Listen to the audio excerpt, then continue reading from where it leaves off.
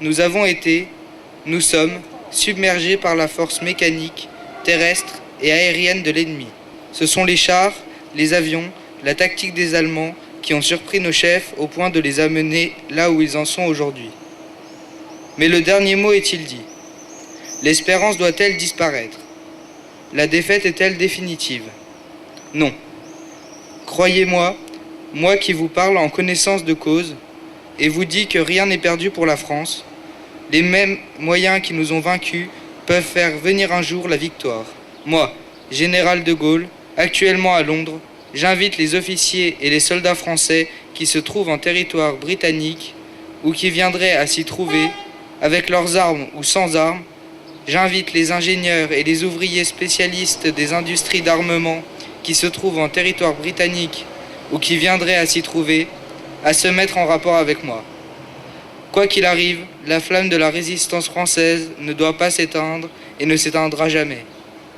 Demain comme aujourd'hui, je parlerai à la radio de Londres. Général de Gaulle.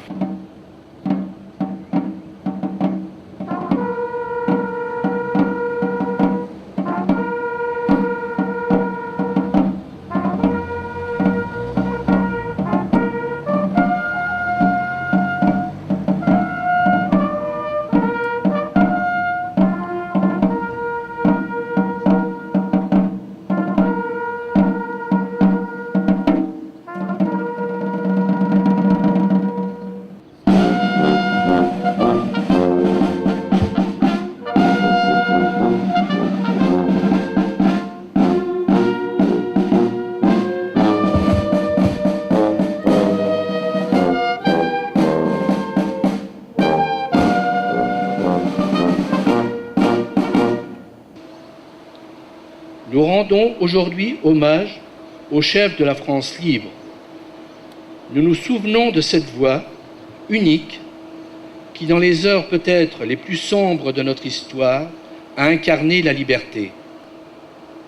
L'appel du 18 juin 1940 résonne encore dans la mémoire de celles et ceux qui constituaient alors l'avant-garde d'une lutte pour défendre une certaine idée de la France, de la République et de ses valeurs, liberté, égalité, fraternité.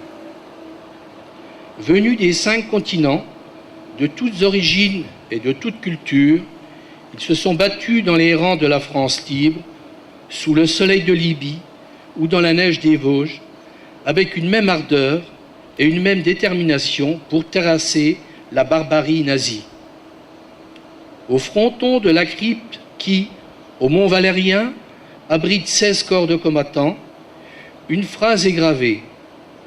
Nous sommes ici pour témoigner devant l'histoire que de 1939 à 1945, ses fils ont lutté pour que la France vive libre.